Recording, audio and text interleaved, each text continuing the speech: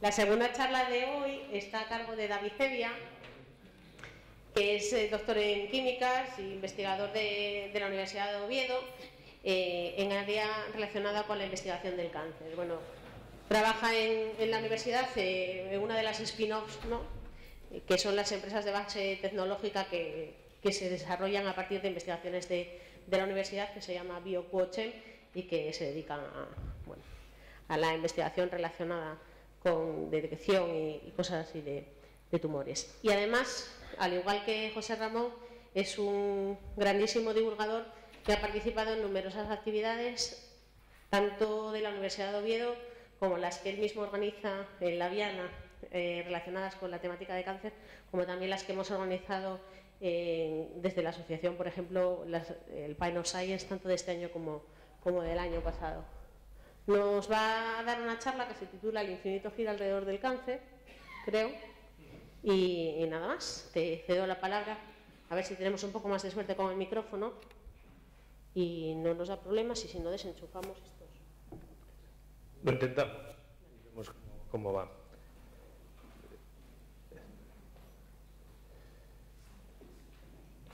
Estoy pasando. ¿Cuánto tiempo tengo? 45.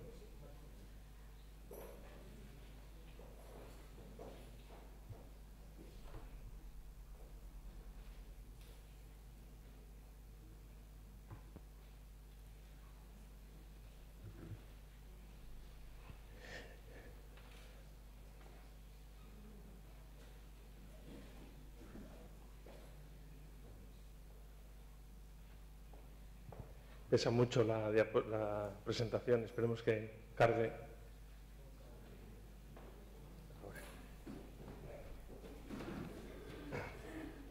Yo me voy a... Sí, ahora. Bueno,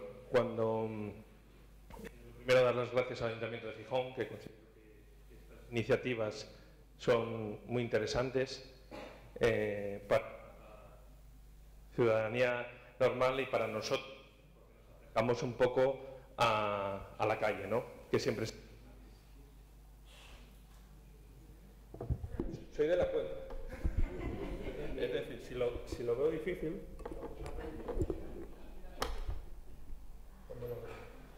Sí, perfecto.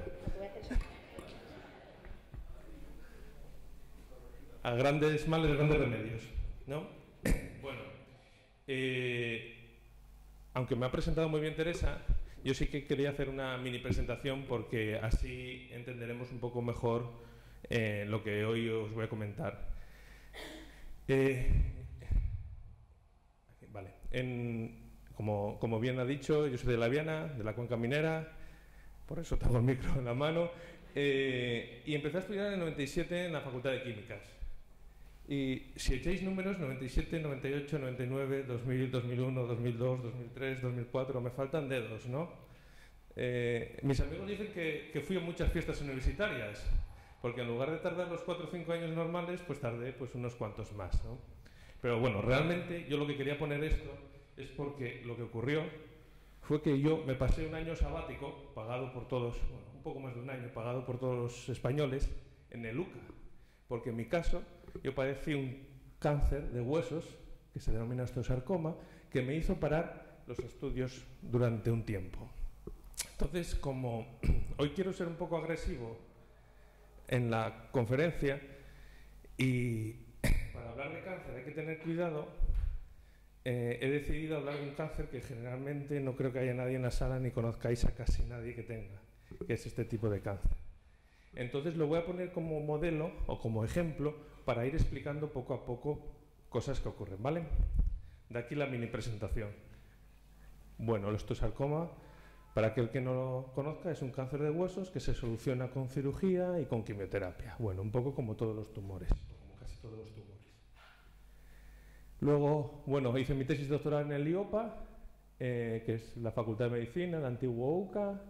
Me fui a CSIC, me fui a Houston y volví al IOPA, donde todavía trabajo en la actualidad. Y aquí creamos nuestra empresa biotecnológica en el 2015, que por ahora sigue viva, que no es poco para una región como Asturias, ¿no? Hoy, cuando comencé a preparar la conferencia, me calenté, porque tenemos un espíritu muy revolucionario por ahí por la Viana, y me calenté. Iba a hacer una conferencia muy chula, hablando de investigaciones del futuro, con cosas positivas, con un tono muy bonito, ¿no? De hecho, este soy yo cuando me levanto. Ahora me veis sin pelo, me veis tal, pero yo soy así cuando me levanto. Luego voy envejeciendo, ¿no? A lo largo del día voy envejeciendo. Y os iba a comentar, pues bueno, que en el futuro los médicos tendrán un poco como Minority Report, como la película, donde podrán ver todas las pruebas que nos han hecho, y el hospital de Cabueñes estará aquí en el mar con unas vistas preciosas y todo sería maravilloso y de color de rosas, ¿no? Sin embargo, como os digo, me calenté un poco y entonces dije, bueno, está muy bien que el futuro va a haber un arco iris, tenemos que ir positivos, pero también en ocasiones los científicos nos cansamos de las noticias. Nos cansamos de las noticias en las cuales se dice, se ha descubierto una vacuna contra el cáncer y entonces el cáncer desaparece ya. Cosa que no es cierta, lógicamente. O se ha descubierto algo y salen titulares en negrita, ¿no? Entonces, quizás de ahí vino mi calentón. Esto es lo que estamos haciendo a la investigación en España. Realmente estamos regando un árbol que nos va a suicidar a todos. En ocasiones por falta de recursos o por falta de un proyecto de largo plazo. Y lo que queremos es esto. Queremos regar un árbol, y esto sería muy bueno en la investigación en cáncer, es esto lo que queremos hacer. Queremos investigar no para nosotros, sino para nuestros hijos o incluso nuestros nietos. Es decir, que las investigaciones que hagamos ya sabemos que para nosotros van a ser complejas de implementar. Alguna, por suerte, puede que sí, pero sí que puede ser para nuestros hijos o nuestros nietos, ¿no? Con lo cual, intentemos hacer esto y no hacer esto. Entonces, he dividido la conferencia en 3 bloques. Uno, como vais a ver que me calenté mucho al principio, luego fui disminuyendo, ¿no? Uno es la economía de la investigación. Otro es hablaros del cáncer a través de un ejemplo. Y por último, si nos da tiempo, alguna investigación, alguna pincelada de alguna cosa que estamos haciendo en el laboratorio. En la economía de investigación, lo primero que tenemos que tener claro es que de cada euro que se invierte, y digo invierte porque en algunos sitios dice se gasta en investigación, no, se invierte en investigación, la investigación nos devuelve 7 euros. Es decir, es un algo rentable, no hay ningún banco, ni el Popular te da estos porcentajes, ¿no? Esto estáis. Entonces, ¿por qué no lo hacemos? Bueno, porque los 7 euros no vuelven en breve, vuelven después de unos cuantos años, y quizás eso sea algo que nuestra mentalidad cortoplacista tenga que cambiar. En España tenemos numerosos centros de investigación, bueno, unos cuantos centros de investigación en cáncer. Uno, el más importante, es el CENIO, que está en Madrid, que es el Centro Nacional de Investigaciones Oncológicas. Luego está en Salamanca, precisamente, está el Centro de Investigación del Cáncer o Instituto de Biología Molecular de Célula del Cáncer, algunas redes que son redes en las cuales distintos sitios de España se unen para trabajar de una forma conjunta.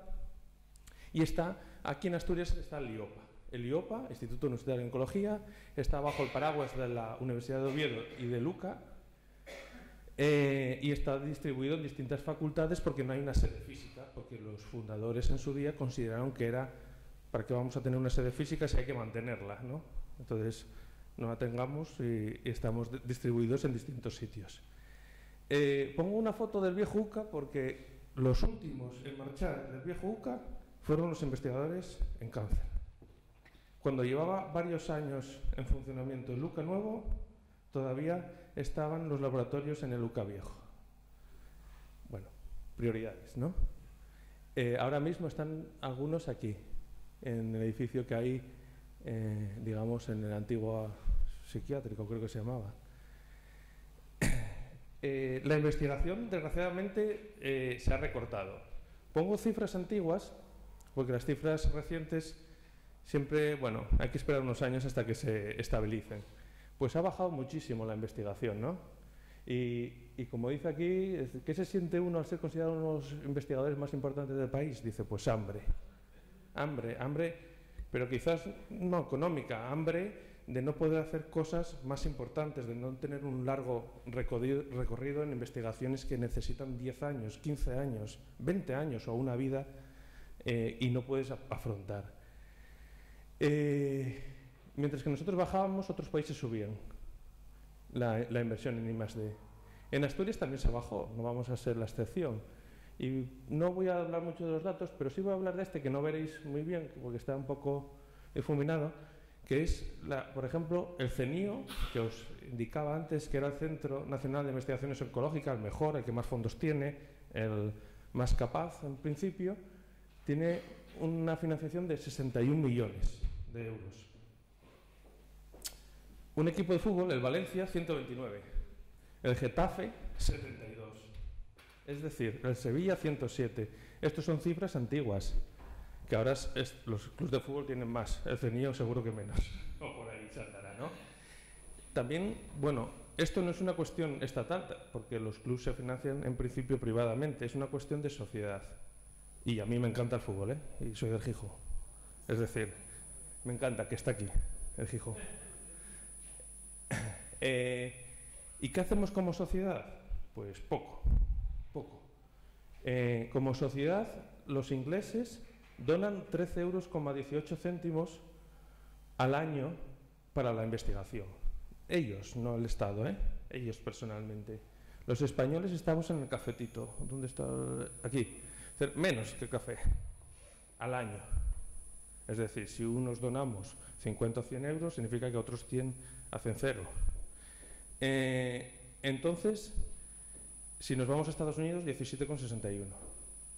Bueno, quizás algunas cosas podemos entender porque algunos países avanzan más o otros avanzan menos.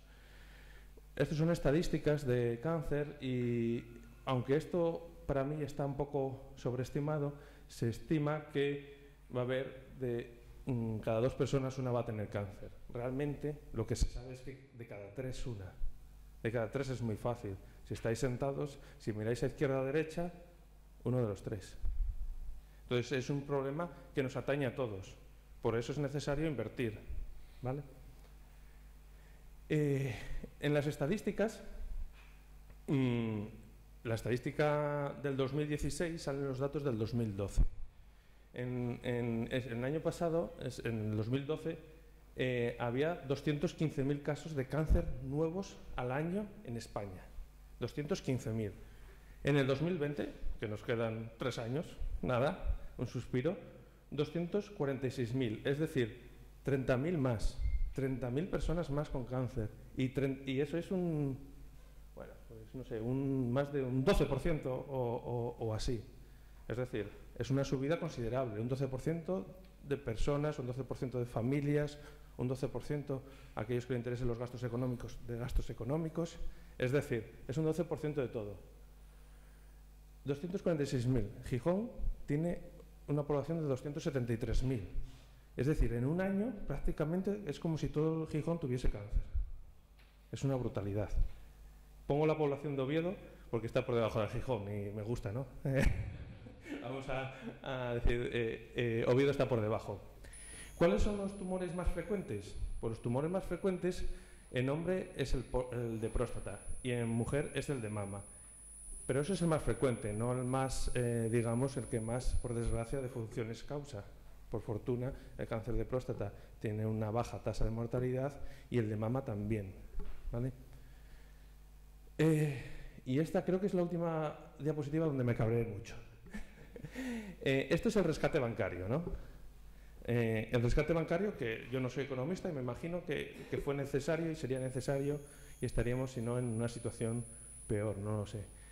El rescate bancario nos costó, o nos costará, 169.992 millones de euros. Esto, lo he calculado, son 369 años de inversión en investigación en cáncer en España. 369 años, lo cual, de la marinera. Cuando decimos que aquí bajamos la investigación, yo he cogido a Houston como referencia, por ser el centro más grande médico, Esto es la ciudad de Houston, esto es el centro médico. O sea, esto no es la ciudad es esto. Esto es el centro médico, todo esto son edificios médicos. Es decir, hay 1 millón de personas que trabajan, incluso la investigación y la medicina es una fuente de ingresos para una ciudad. Prácticamente toda la ciudad vive del centro médico, ¿no? Y mientras que nosotros bajábamos la inversión, ellos desde el 2009 al 2013 la subieron un 31%. Y la subieron con fondos propios. Con fondos propios, más que con fondos estatales. Porque sabían lo importante que era para ellos tener la investigación. ¿Y en qué nos puede a nosotros beneficiar la investigación? Pues voy a poner, ya que Teresa nos invitó, voy a poner un ejemplo de carbón. Esto es el Pozo Carrio, en La Viana. ¿Qué ocurriría si Teresa descubre que el carbón de La Viana, específicamente el de La Viana, puede ser utilizarse en las naves espaciales para ir a Júpiter, ¿no? Lo primero que pondríamos el logo ya, el logo del ayuntamiento ya está aquí clavado, ¿no? Eso es lo primero, y si no la bandera de Asturias. Lo segundo que ocurriría sería que el carbón ya no valdría los 30 euros o no sé lo que cuesta por tonelada, sino que costaría muchísimo más y por tanto sería rentable y seguiría utilizándose, sacándose y creando empleos, ¿no? Incluso se crearía una industria al lado del carbón, tal y como se crea al lado de Arcelor, que hay una industria de procesado de metal. Con lo cual, en empleo nos beneficia la investigación. Pero sobre todo, acaso que nosotros venimos aquí, nos beneficia en la investigación. Yo el primero, tengo que dar las gracias a aquellos investigadores que en los años 50 desarrollaron las quimioterapias que yo utilicé, ¿no? Voy a mirar la hora. Bien. Voy dentro un poco retrasado. Como veis me calenté, porque esto no tiene nada que ver con lo que iba a decir al principio, pero dije, lo suelto. Luego cuando me dijeron que me graban, digo, bueno, no voy a decir nada nada más fuerte. Entonces, vamos a hablar un poco de qué es el cáncer con este ejemplo, ¿no? A ver si logro. Esto es un vídeo muy cortito. A ver si se ve. Y si no se ve, tengo que sacar la presentación. Que no se ve.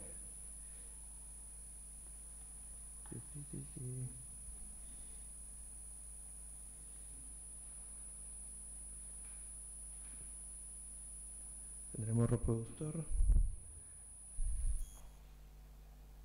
Bueno. Vale.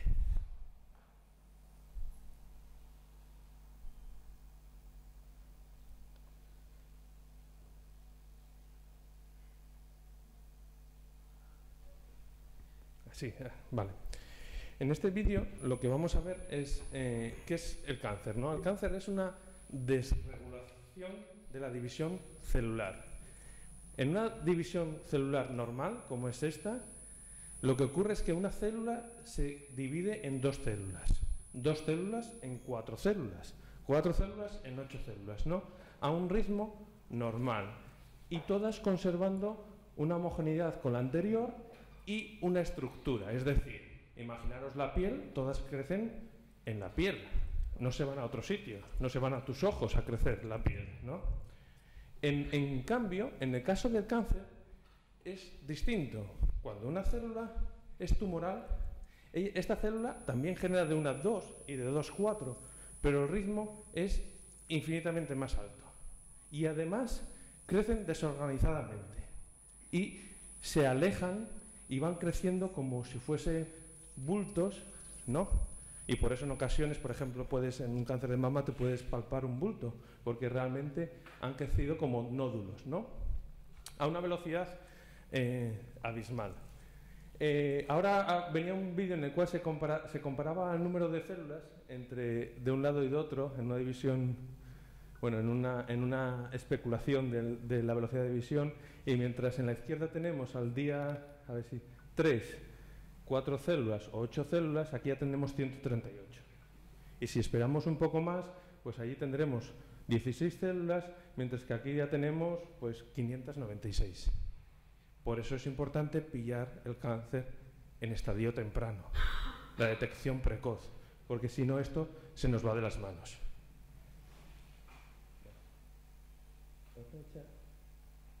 Para poner el siguiente.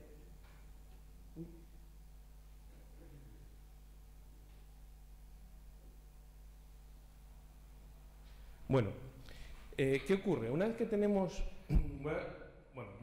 esto es un ejemplo de cáncer de pulmón, ¿no? Entonces, dentro de nuestros pulmones, lo que pasa es que una célula... A ver si lo puedo parar. Vale. Habéis visto, la cámara se ha entrado en una célula, ¿no? Dentro de la célula tenemos el ADN. Entonces, por los motivos que sean, este ADN se transforma y sufre cambios y sufre mutaciones. Y nuestro sistema, que eso ocurre todos los días en nuestro cuerpo, pero tenemos sistemas increíbles que logran reparar estos daños, pues por lo que sea, en este caso no ha funcionado, ¿vale? Y entonces la célula se ha convertido en célula tumoral. Y entonces a la célula tumoral crece, y crece muy rápidamente. Y lo que ocurre, si os fijáis aquí, es que están creciendo vasos sanguíneos. Eso se denomina angiogénesis, y es un proceso por el cual las células tumorales, en ausencia de alimento, son capaces de generar estímulos para que nuestro cuerpo cree los vasos sanguíneos necesarios para alimentarlas. Es decir, sabe mucha letra, ¿no? Hay algunos fármacos que van precisamente a evitar algunas terapias para evitar este proceso de angiogénesis. Y además, cuando ya está bien puesto, se escapa una célula. ¿Habéis visto cómo se escapa una célula, no? Se escapa una célula al torrente sanguíneo. Realmente se escapan muchas, pero también tenemos nuestros sistemas para cargárnoslas. Pero en este caso, esta se ha librado. Y aterriza en otra parte del cuerpo. Cuando es un cáncer de pulmón, lo más habitual es que aterricen en el cerebro, ¿no? Y por esto es se ha anidado y te crea una metástasis. Esto es lo que es la metástasis, cuando desgraciadamente tu tumor sale de su lugar inicial y se va o se posiciona en otro sitio de tu cuerpo. En muchos casos, yo recuerdo unas pruebas que me hacían, que cuando iban a las revisiones me hacían una placa de pulmón. Y yo decía, oye, no, te has equivocado. Yo el problema lo tengo en la pierna. Y dice, no, la placa, el oncólogo ha dicho que de pulmón. Y era precisamente para esto, porque en mi caso el tumor podría anidar, hacer metástasis en pulmones y cerebro. Y entonces, con una placa simple de radiografía, el médico podría hacer un seguimiento por si acaso ocurría una metástasis. Es decir, hay veces que nos hacen unas pruebas que nos parecen locas y tienen todo su sentido, ¿no? Como no puede ser de otra manera.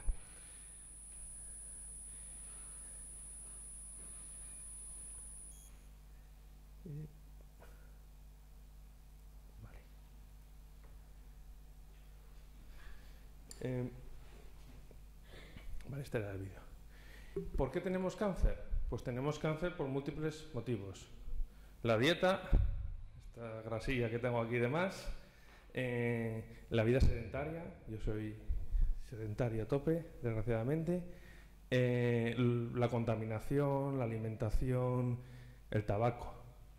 El tabaco es una cosa, si nos ocurriese esto, nadie fumaría, porque sería muy visual. Pues esto es lo que ocurre, por desgracia, en nuestros pulmones. También tenemos algunos cánceres que son del estilo de vida o incluso pueden ser del tipo de población, ¿no? Aquí hay uno interesante, por ejemplo, en Estados Unidos, el cáncer de colon, por la dieta, básicamente. En Japón, el cáncer de estómago. Y hay una una investigación muy interesante que es, después de la Segunda Guerra Mundial hubo bastantes japoneses que emigraron a los Estados Unidos, ¿no? Y ahí se quedaron a vivir y a fundar sus familias y a trabajar. Pues lo que ocurrió fue que los investigadores los estudiaron en la segunda generación, a sus hijos. Y había japoneses que habían cambiado su hábito de vida al americano y había japoneses que seguían con su mismo hábito de vida, el hábito de vida un poco más saludable. Pues ¿qué encontraron? Que los japoneses que no tienen cáncer de colon prácticamente, los que habían adoptado el estilo de vida americano tenían cáncer de colon. Y los que seguían con el estilo de vida japonés no lo tenían. Y entre esas y otras evidencias se demostró que el cáncer de colon es debido en un porcentaje elevado a la dieta o al estilo de vida. Aquí quería poneros este vídeo, no sé si pesa más todavía. Bueno, primero os hablo y luego os pongo el vídeo. ¿Qué pasa cuando alguien tiene cáncer? Pues que es una putada como una casa de grande. Es la verdad, no hay medias tintas. Desgraciadamente es lo que nos pasa a todos. Pero también hay distintas formas de llevarlo y eso sí que es importante. Y para mí un ejemplo importantísimo fue Terry Fox. Terry Fox es un chico, o fue un chico canadiense, que en 1979, el año que yo nací, le diagnosticaron un cáncer de huesos, un osteosarcoma en la pierna derecha, precisamente en mi misma pierna, y en el año 80 él veía que todos sus compañeros de fatiga, es decir, aquellos que estaban en su misma situación, estaban deprimidos, no tenían la vitalidad que él tenía. Entonces decidió crear el Maratón de la Esperanza. Y os explico ahora mismo qué es el Maratón de la Esperanza.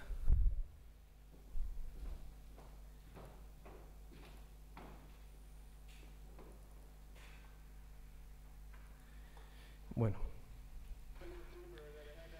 Terry lo que pretendía era coger agua del océano Atlántico, recorrerse todo Canadá corriendo y dejar el agua en el océano Pacífico. Y para ello diseñó o pensó que tendría que hacer un maratón diario, 42 kilómetros, con las dificultades que habéis visto, que le falta una pierna, ¿no? Entonces, al principio, su objetivo era que quería conseguir de todos los canadienses $1, es decir, 24 millones de dólares de la época, para la investigación y para intentar que sus compañeros no estuviesen tan alicaídos, de que tuviesen esperanza. Al principio iba solo y poco a poco se fue haciendo más famoso y Canadá tiene sitios que no encuentras a otra persona en muchos kilómetros. Iba la gente a verlo a las carreteras, ¿no? Cruzaba pueblos de forma solitaria, pero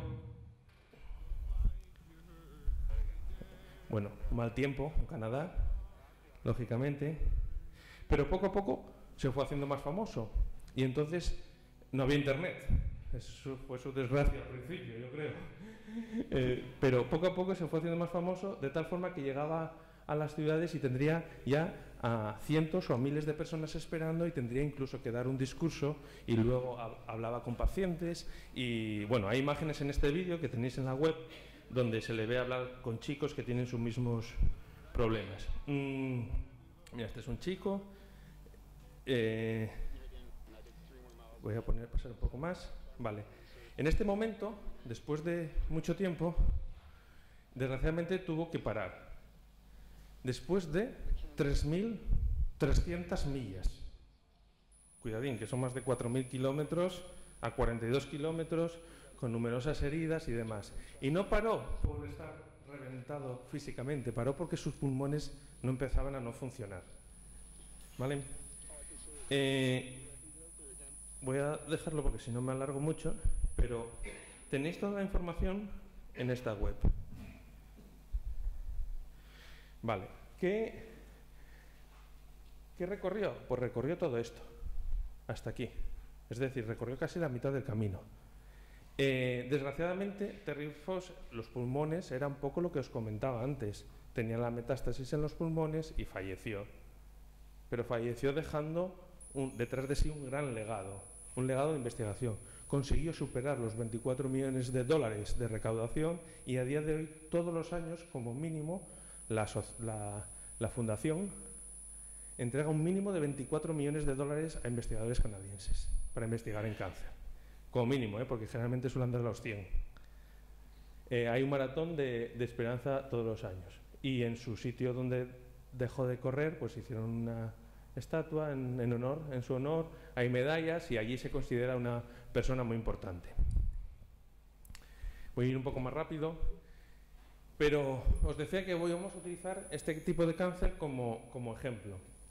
Bueno, lo que le ocurrió a Terry Fox fue que en su fémur, que es donde suele producirse el cáncer de huesos, en el fémur, en el húmero, en los huesos largos, creció esas células descontroladas que veíamos y se hizo un bulto. Y ese bulto invadió los tejidos adyacentes, invadió los músculos, invadió los nervios y tuvieron que cortar. ¿Vale? Y luego, bueno, esta era una imagen muy gore que mejor no hubiese puesto. ¿Cómo se diagnostica? Tiene un fácil diagnóstico si sabes que lo tienes, que es mediante una radiografía tu hueso desaparece y se ve difuminado, ¿no? Generalmente es un cáncer de juventud y no sabemos por qué de mayor incidencia en hombres. Yo he de decir que no investigo en nada de este tipo de cáncer, me negué el primer día que entré en investigación por ética. ¿Qué diferencia hay entre Terry Fox y yo? O Terry Fox y cualquiera de los amigos que tengo que sufrieron esta enfermedad. Pues la diferencia es la investigación, que Terry Fox vivió 30 años el cáncer antes que yo, o 20 y tantos años antes que yo. Entonces, en aquel momento no tenían tan desarrolladas las quimioterapias, aunque nos parece ahora la quimioterapia es muy mala, bueno, nos ayuda, ¿no? Una quimioterapia muy utilizada es la ciclofosfamida y fosfamida, fosfamidas, hay muchos nombres de moléculas muy parecidas.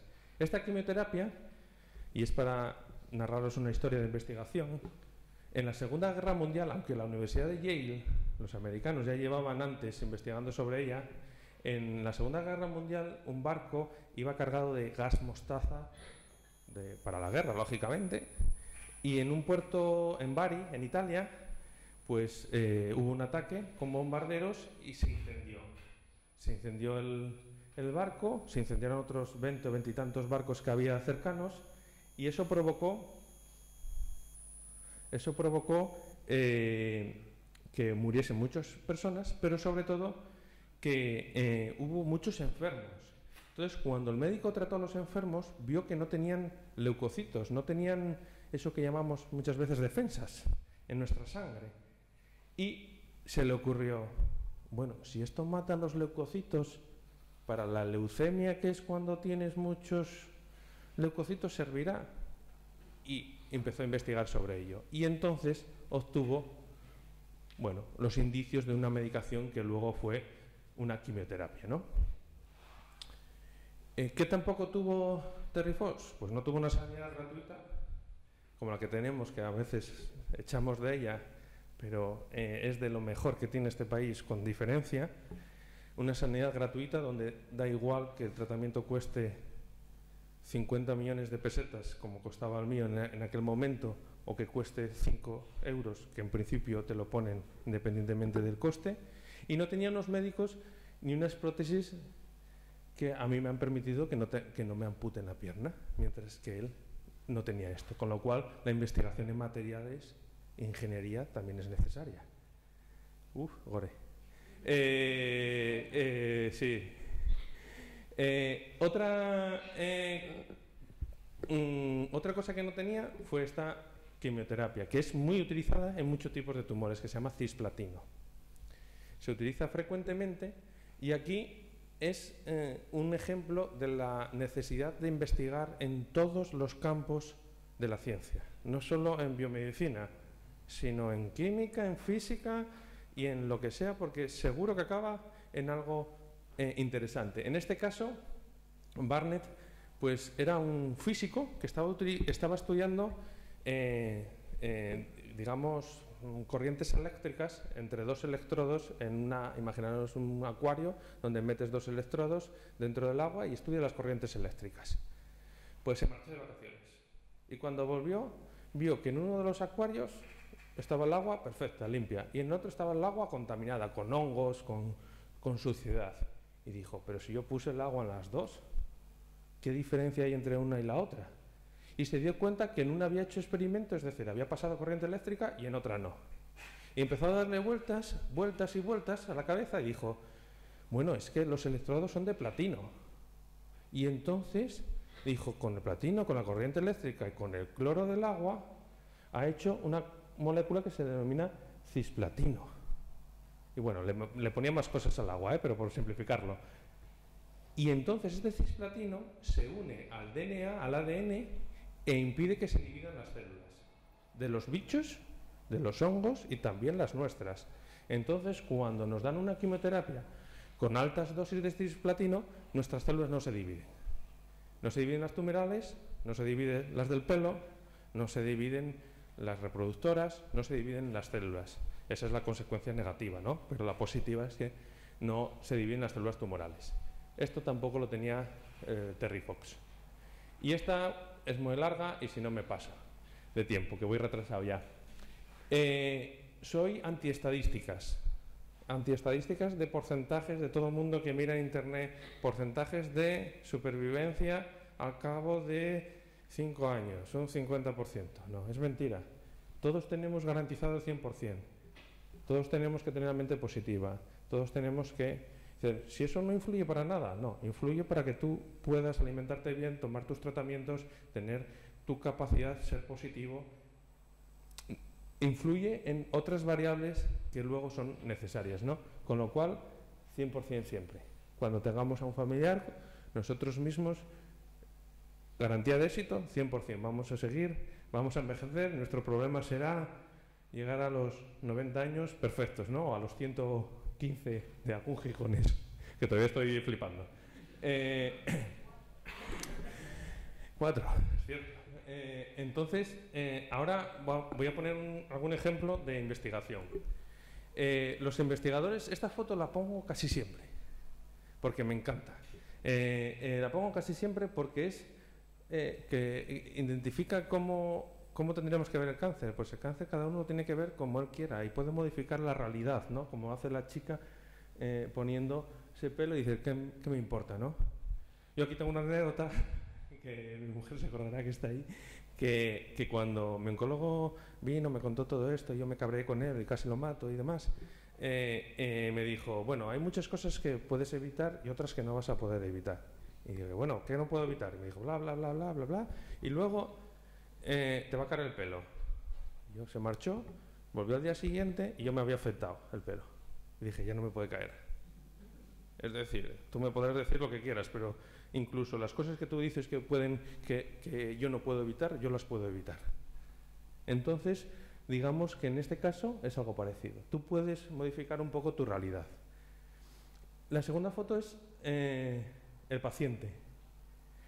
Como pacientes, siempre os van a decir, yo hoy me he hecho por otros motivos un test genético por la mañana, a autorizar a hacer un test genético en el UCA, y me ha alegrado mucho cuando me han dado consentimiento, está informado y te dicen, ¿puedes donar?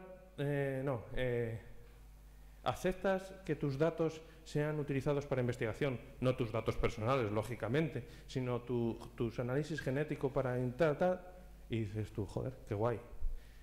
Qué guay para mí, lo estoy pensando, ¿no? ¿Por qué? Porque mis datos genéticos permitirán que se investigue más y ayudar a otros en el futuro o incluso a mí mismo. De aquí la circular, ¿no? Y esto es el científico. La última foto es el científico, que somos, hacemos malabarismos, rellenamos 10.000 documentos al día, tenemos nuestros experimentos, el ábaco, las cuentas y un cabrón fijo que te está cortando la cuerda. Siempre hay en todos los sitios uno, ¿no? ¿Qué cosas hay por ahí chulas? Que era en teoría lo que iba a hacer y que luego no hice la charla sobre esto. Por ejemplo, el chip prodigioso. Esta peli de creo que sería de los 80, me imagino, por ahí. Estaba Meg Ryan todavía joven, sin operar. era que se miniaturizaban y entraban en tu cuerpo y estaban por ahí con una nave, ¿no? Pues eso realmente, ahí hay cosillas en las cuales se considera que en un futuro cercano se puede hacer robots, por ejemplo, para limpiar nuestras arterias, mini robots, ¿no? O hacer experimentos. Esto, bueno, podría contarlo más en profundidad, pero tampoco me voy a alargar mucho. Nuestro genoma es muy importante, ¿no?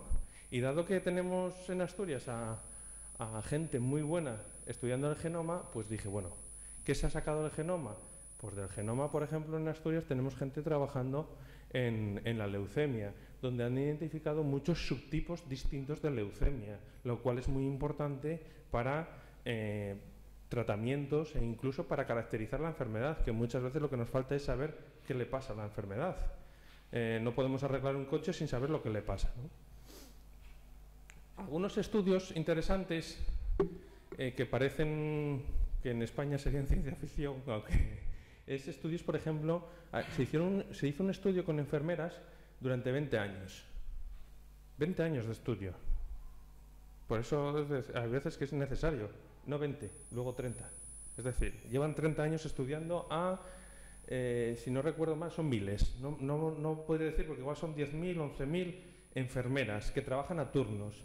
Y vieron que si trabajaban 20 años a turnos tenían mucho más riesgo de padecer cáncer de mama que las personas que no habían trabajado a turnos, por lo importante de dormir, lo que nos decía el anterior conferenciante, lo importante de los ritmos circadianos o de dormir en los momentos que hay que dormir. Pero además el índice de masa corporal era, es decir, nos sobraban unos kilillos, era mayor de 30, pasaba de 2 veces, es decir, te sentabas con una persona que no trabajaba a turnos y que estaba más delgada y tenías tú el doble de posibilidades de padecer cáncer de mama, ¿no?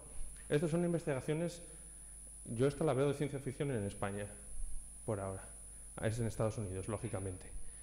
Cosas importantes que se han hecho en investigación. Enriqueta Lacks es la típica que se indica siempre, pues sus células de cáncer fueron las primeras células o de las primeras células establecidas y sirvieron para hacer multitud de investigaciones que todavía hoy se hacen in vitro. 60.000 investigaciones, a mí me parece este dato cortísimo, porque solo las que he hecho yo, las veces que he utilizado estas células, tú haces con estas células que están aquí puestas, como se dividen continuamente, puedes añadir tratamientos, ver si funcionan, ver si no funcionan, etc., ¿no? Pues ella, que se murió de cáncer, seguro que ha ayudado a través de sus investigaciones, a través de su donación de muestra, a otras pacientes que han sufrido su mismo cáncer más recientemente. Este es un estudio de 5, y es la importancia del paciente, de 5 pacientes solo. Es un estudio de cáncer de próstata de 5 individuos que se dejaron taladrar medio cuerpo. Es decir, tienen todo mi respeto porque permitieron que les hiciesen biopsias de todos los sitios donde tenían metástasis, lo cual es un incordio cuando estás un poco chunguillo, ¿no? Pero ¿qué permitió? Permitió ver que todas las metástasis eran distintas y permitió ver hipotetizar y ver que todo el cáncer de próstata era un poco más complejo de lo que hasta ahora se pensaba, ¿no? Esto es un ejemplo con el cual solo 5 pacientes han cambiado una forma o unas hipótesis. ¿Hacia dónde vamos y qué podemos hacer nosotros? Y me alargo 5 minutinos. Pues nos vamos hacia la medicina personalizada, o eso al menos creo yo, puede ser que no, pero esperemos que sí, ¿no? Donde nosotros tenemos un tipo de cáncer, imaginar que tenemos nosotros dos un tipo de cáncer de pulmón, pero aunque sea de pulmón y aunque sea el mismo, con nuestras pruebas médicas múltiples nos califican en A, en B o en C, y el A lleva una pastilla distinta del B, cosa que hasta ahora prácticamente no se hace. Cuando se califica el tumor todos el mismo tratamiento, más o menos, hay excepciones y diferencias. Cuando se clasifica el tumor o subclasifica.